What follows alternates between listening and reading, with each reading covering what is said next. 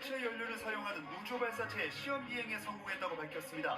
극도의 보안 속에 사전 예고 없이 시험 비행이 진행되면서 미상의 물질을 목격했다는 제보가 잇따르는 등 시민들은 혼란을 겪었습니다. 방음터널 화재 사고에 대한 수사를 본격화한 경찰이 처음 불이 났던 트럭의 운전자 과실과 차량 결함 여부를 조사하고 있습니다. 화재 당시 터널 진입 차단 시설이 작동하지 않았고 우회로 지정도 뒤늦게 이루어진 사실도 드러났습니다. 중국 내 코로나19 확산세가 심상치 않자 정부가 중국발 입국자에 대한 방역 조치를 강화하기로 했습니다. 입국 전과 후 2번의 코로나19 검사가 의무화되고 여행 등을 위한 단기 비자 발급도 중단됩니다. 에너지값 인상으로 한전의 적자가 커지면서 새해부터 전기요금이 40여 년 만에 가장 큰 폭으로 오릅니다. 4인 가족 기준으로는 매달 4,000원가량을 더 내게 될 것으로 예상됩니다. 신년 특별사면으로 사면 복권된 이명박 전 대통령이 오늘 자택으로 돌아갔습니다. 구속수감 4년 9개월 만에 자유의 몸이 된 이 전 대통령은 국민께 심려를 끼쳐 송구하다고 밝혔습니다.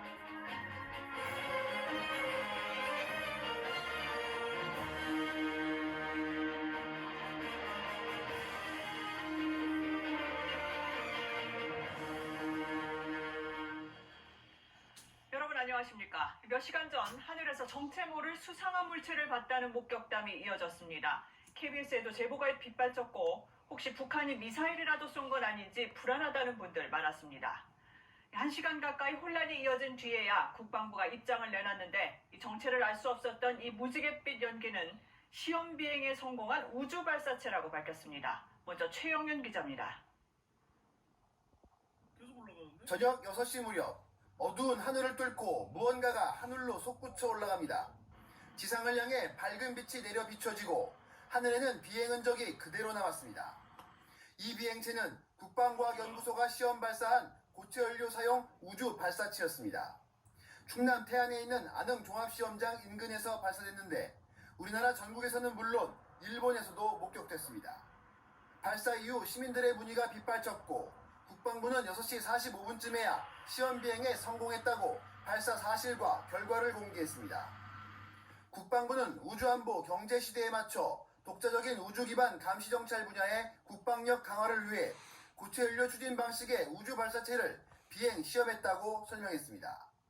이번 시험에서 발사체는 목표했던 고도 450km에 도달한 것으로 확인됐습니다.